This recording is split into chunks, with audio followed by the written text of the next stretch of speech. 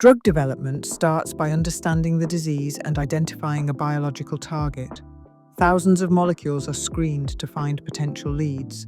Promising molecules are optimized for potency, safety, and stability. Before human trials, drugs are tested in labs and animals to study toxicity and pharmacokinetics. Regulatory approval is required to start human trials through an IND application.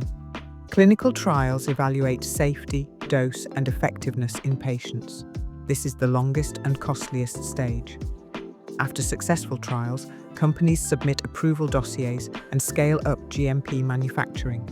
Regulators inspect facilities. Once approved, the drug is launched into the market.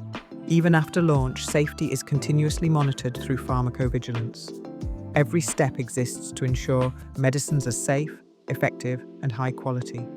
From selecting a single molecule to delivering a medicine to millions, every step in the pharmaceutical industry exists for one reason: patient safety. Drug development is long, expensive, and complex, but it ensures that only safe, effective, and high-quality medicines reach the market.